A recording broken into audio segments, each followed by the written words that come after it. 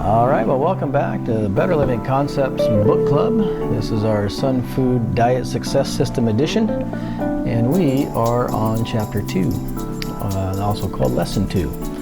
This is the foundational law. There is a law that was decreed during the foundation of the world. It is the law upon which all things are based. It is immortal and true, even for the few.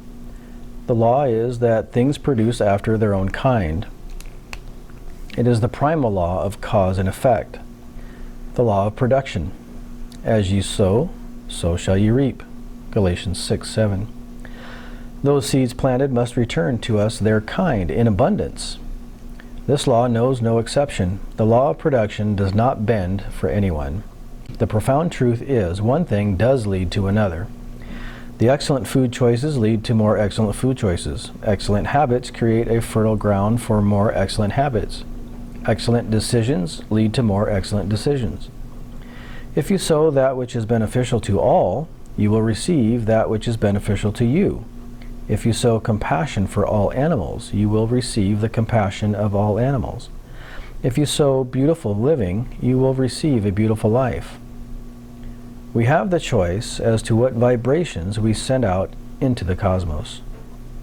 Once the seeds are planted, they sprout and grow into realities. They produce after their own kind and, with concentration and emotion, spread prolifically. The dispersion of seeds, Henry David Thoreau wrote, "Though I do not believe that a plant will spring up where no seed has been, I have great faith in a seed. Convince me that you have a seed there, and I am prepared to expect wonders." That's good. That's very good. Seeds are karmic substances. They have a potential, a destiny. The seed is the Word of God, Luke 8:11. If you wish to reap a different destiny in an area of your life in the future, you need to plant new, different seeds today. Seeds grow into plants, and plants grow fruits, and the fruits spread more seeds. The most fertile soil in the world is found in the human mind. No matter what one desires, it is not until the idea seeds are planted in the garden mind with nurturing emotion that they will come forth. To get a high quality of change, we must choose the highest quality seeds and provide them with an abundance of carefully selected nutrients. Those idea seeds tended with the greatest emotion will grow fastest and most abundant, perhaps even crowding out or overcoming weaker seeds. Strong emotion gives nourishment to thought seeds. Strong emotion sets seeds into vibration. When you have an emotional thought, whether that thought is positive or negative, it will begin to materialize in your life. That is why it is so important to keep your mind focused with emotion on the things you desire and off the things you fear. When the emotional desire for a thing is so intense that it illuminates every fiber of your being, then it shall be fulfilled. As long as one nurtures the seeds of joy, achievement, and destiny, these things shall follow in abundance. However, if the poisonous, prickly weeds of doubt and fear are allowed to take possession of the garden, they too shall follow. Poisonous, prickly weeds grow in the garden mind, lead to negativity, hopelessness, inferiority complexes, and mental illness. Growth, maturity, and reproduction are patterns in nature. Planting demonstrates how things produce after their kind. It is the law of production in action. Use this knowledge now to begin cultivating with your garden mind the seeds of exceptional health. Action steps for the foundational law. 1. Daily as you arise and also before you sleep, picture yourself in perfect health, happiness, and harmony. Picture yourself radiantly alive. Hold this picture with the emotional desire in your conscious mind for 30 unbroken seconds. This will plant a seed. By consistent focus, this seed will grow. The power and effervescence of superior health, happiness, and harmony will eventually come forth. And 2, begin to trace health challenges or effects, whether they be addictions, illnesses, etc., to their causes. Record the answer to the following question in your journal. What is the true cause of my foremost health challenge? Boy, that's actually really good. Yeah, the chapter was short, but super packed, really loaded. A lot of cool little nuggets. So what stuck out to you in this one? What didn't stick out to me on this one? I know. I love his idea of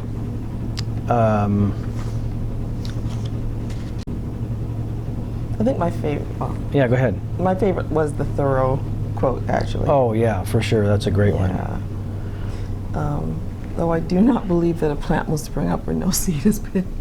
Yeah. It's like, psh. For sure. I mean, how many times do people cruise through life and just, it's kind of the same idea where,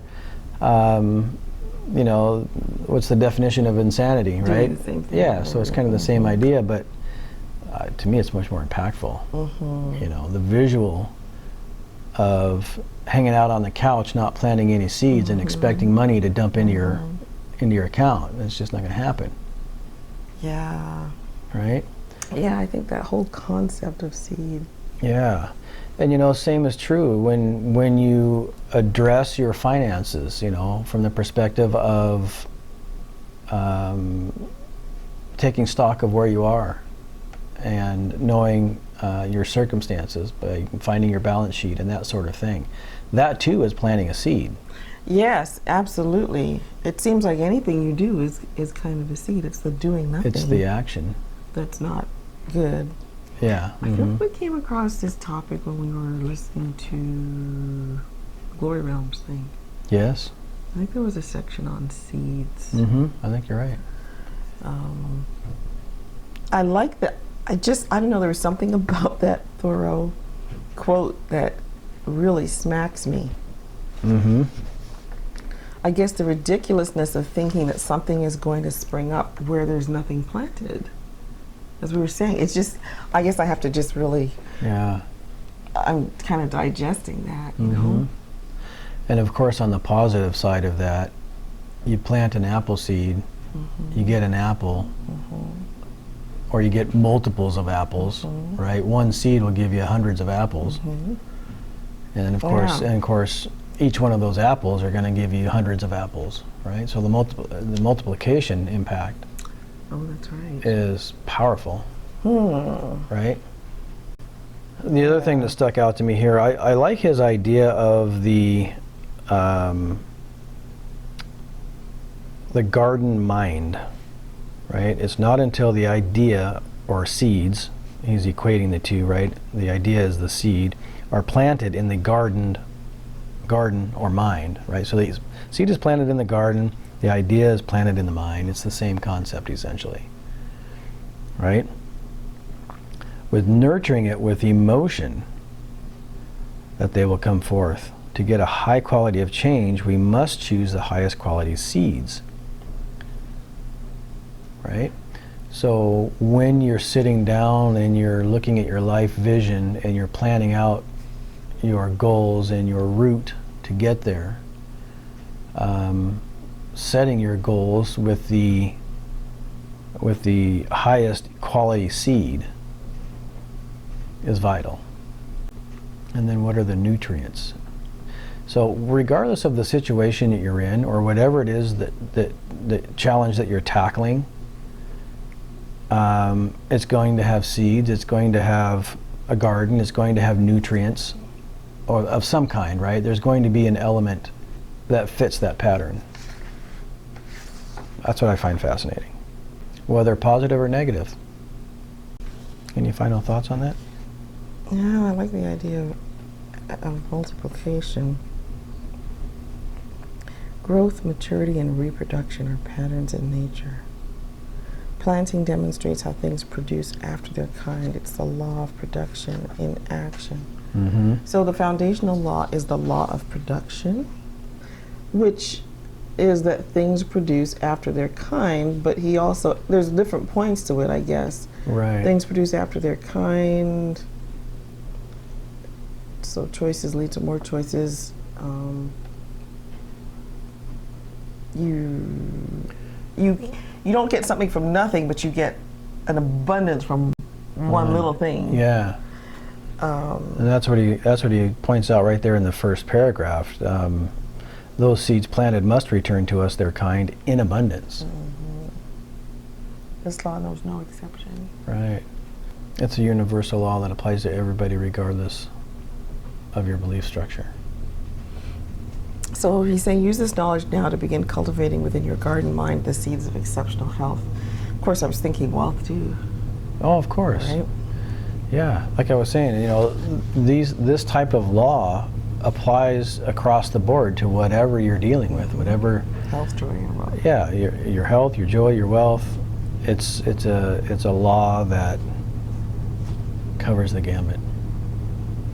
So the assignment, daily as you rise and also before you sleep, picture yourself in perfect health, happiness, and harmony. Picture yourself. For 30 seconds, 30 unbroken seconds. That is planting a seed. And when you do it every day, every morning, every evening, the focus of that causes the seed to grow. And then wonder why he says this, begin to trace health challenges, whether they're addictions to their causes. Record the answer to the following question in your journal. What is the true cause of my foremost health challenge? Is that because it's a seed? Wow, yes. Yes. So he wants you to find the seed of these negative things. Wow. I'd never thought of it that way. Mm-hmm.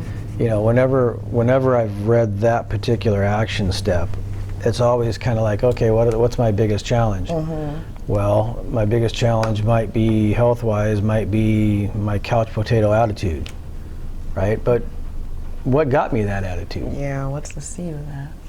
Yes, that's powerful. You can get rid of the seed. That is powerful.